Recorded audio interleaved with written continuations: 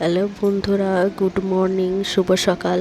তোমরা সবাই কেমন আছো? আশা করি ভালো আছো। আমিও ভালো আছি। আমি রনিতা নতুন আরও একটি ব্লগ নিয়ে চলে এসেছি তোমাদের সামনে।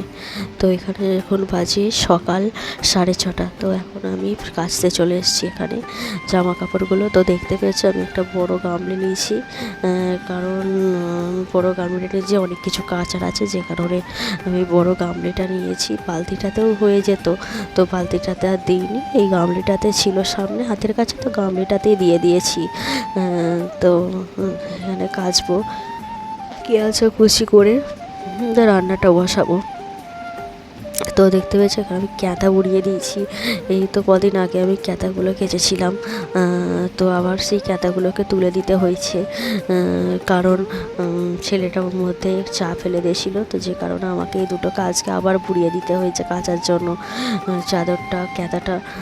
তো দেখতে পেয়েছো আমার কতদিন অন্তর কাচতে হয়, মানে আমার যখন তখন এই ধরো সকালে পাতলাম, আবার বিকেলবেলা কাচতে হতে পারে, কারণ ছোট্ট ছেলে তো সে সবসময় দুষ্টুমি করে, নোংরা করে জিনিসগুলোকে, যে কারণে কাচতে হয়। তো খুব কষ্ট হয় কাচাকুচি করতে।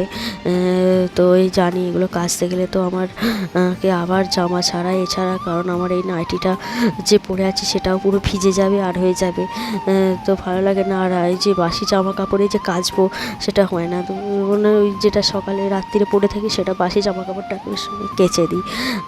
তো ছেড়ে একটা নাইটি পরে নিই, তারপরে আবার কাচাকুচি করে যদি ভিজে যায় আবার ছাড়তে হয়। তো আমি এখানে এগুলো বুড়িয়ে রেখে দেবো, রেখে আজ সঙ্গে সঙ্গে কেচে দেবো, কারণ এদিকে কাজও নিয়ে আসবো। তো এদিকে কাজ ফাজ নিয়ে আসতে যাবো, জমা দিতে যাবো, তো তাতে আমার দেরি হয়ে যাবে এদিকে কাজ করতে। তো আগে কেচে শুকোতে দেবো, তো যতক্ষণ রোদ আছে বরং শুকিয়ে যাবে, তা নয় তো এই বর্ষাকালে কখন মেঘ কখন রোদ হচ্ছে, তো কিছু ঠিক ঠিকানা থাকে না, কারণ এই রোদ আছে এই বৃষ্টি হতে পারে। তো যে কারণে আগে আমি এগুলো কাজও কেচে শুকোতে দেবো, তারপরের কথা পরে। তো আগের দিনে আমি একটা অনুষ্ঠান খেতে গিয়েছিলাম, তো সেখানে যেহেতু ভাত টাত খেয়েছি, তো সঙ্গড়ি কাপড় সেটাকে আমি আর তুলে রাখতে পারি না, ওটাকে কেচেই দিই। তো ওটাকে আমি কেচে দিচ্ছি, দেখতে পাচ্ছ, মানে শাড়িটা একটা শাড়ি বার করা থাকে, যে এখানে যাই এটাকে পরেই এখন যাই ভাত কেউ করে নিই, এটাকে বাইরেই রেখে দিই, আবার তো কাছাকাছি কোনো অনুষ্ঠান পরে এটাকে পরে চলে যাই। তো ওদিকে সব ভিজিয়ে জামা কাপড় ভিজিয়ে দিয়ে আমি চলে এসেছি এখানে বিছানা গুছোতে।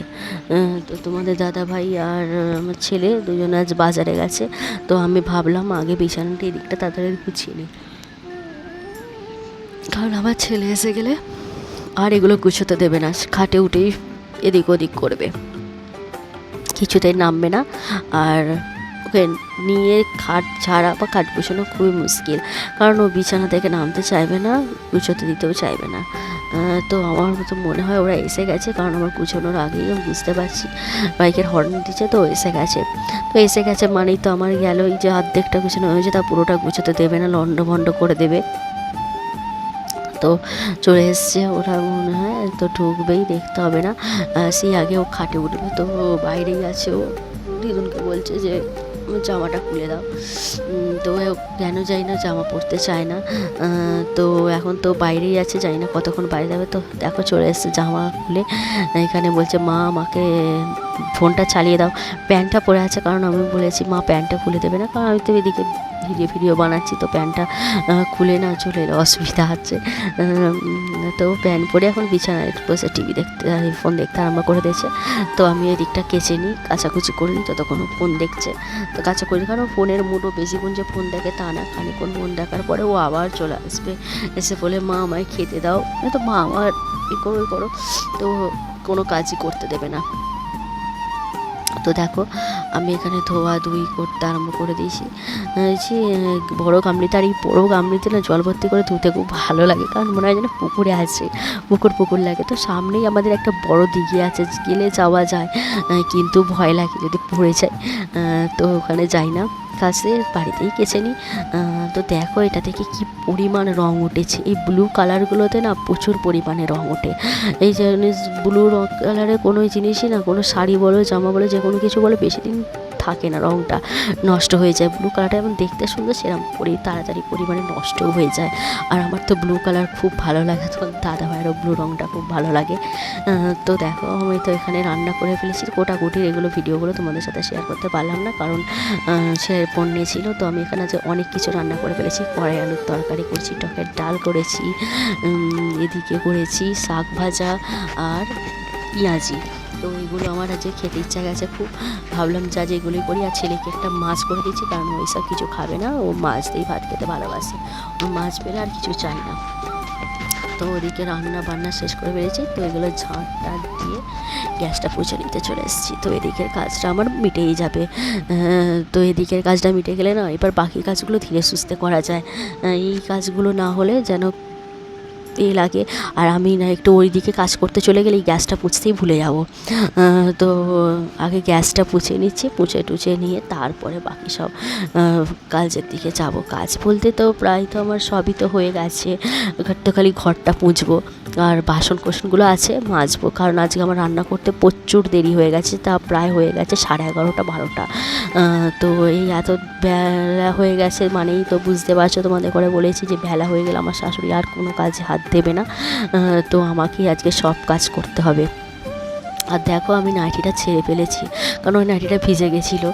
তো এই নাইটিটা এই যে নাইটিটা করতে বসেছি, মাজতে বসে জানি এই নাইটিটাও ভিজে যাবে, তো অসুবিধা নেই, আমি এটা মেজে নিয়ে চান করে নেবো।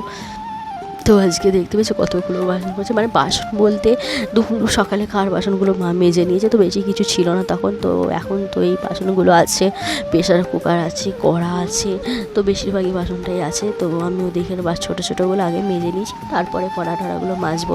তো কড়াটাতে দেখতেছি শাক ভাজা হয়েছে বলে একটু পোড়া পোড়া লাগছে, তবে দেখতে পাচ্ছ। তো এখানে প্রেশার কুকার সব পড়ে আছে। এই রান্না বান্না করে না অনেকক্ষণ ধরে বসে তারপরে এই মাজতে খুব কষ্ট লাগে বলো, যে এরকম একটু মাজাটা তো করে দিতে পারতো, মেজে দিতে তো পারতো, কারণ আমি তো একাই কুটি, একাই বাটি, একাই রান্না করি। তখন তো ওনাকে বলি না আমাকে কিছু করে দাও, আমি নিজেই করে নিই, জানি দেবে না, আর আমিও বলিও না যে করে দেবে, যখন দিতে দেবে না যেহেতু। তো উনি তো এই বাসনটুকুটা মাজতে পারেন বলে, বাকি দুপুরে বাসন রাত্রিরে বাসন সেটা তো মেজেই নিই। আর ওনার তো খুব ধরতে কোনো নেই, বাসনও মাজবে, এদিকে বলবে এটা লেগা আছে, বাসনও ওটা লেগা আছে, সেটা লেগা আছে। আসলে বাবা মানুষের তো ভুল হতেই পারে, হয়তো কোনো না দেখাতে একটু হলুদের ছোপ বা কিছুর ছোপ থাকতেই পারে, তবে আমি যথেষ্ট পরিমাণে ভালোভাবে মাজার চেষ্টা করি। তো জানি না উনি তো খুঁত ধরবেনই, কারণ কিন্তু ওনার যখন খুঁত হয় না, ধরলে না আমি বলতে পারি না যে হ্যাঁ এটা ওটা, কী বলবো বলে কোনো লাভ নেই। তো উনি একবারে বলে দেন এইটা ওইটা সেইটা হয়েছে। তো যাকে ও বলছে মানে যে আমাকে বলতে হবে এমন কোনো ব্যাপার নেই। তো আমি কোনো কিছু ধরি না। তো দেখতে পেয়েছি আমি যথেষ্ট পরিমাণে ভালোভাবেই এগুলো মেজে নিই প্রেশার কুকারটাকে। তো এখানে দেখো আমি মেজে নিচ্ছি না। এই মাঝে মাঝে আঙুলেগুলো খুব ব্যথা করে, কারণ আমি যেহেতু কাজ টাজ করি না ভ্যাটসেটিংয়ে, তো সেখানে পাথর বসানোর সময় আঙুলে খুব ব্যথা হয়ে যায়, তারপরেই মাঝামাঝি করতে একটু কষ্ট হয়। তো কিছু করার নেই, কষ্ট বোঝার মতন কেউ নেই, তো করতে তো হবেই আমাকে। তো করে নিই, বাসন কোসনগুলো মেজে নিই, মেজাজে নয়তো এগুলো পড়েই থাকবে, মাজতে যখন হবে মেজে নিই।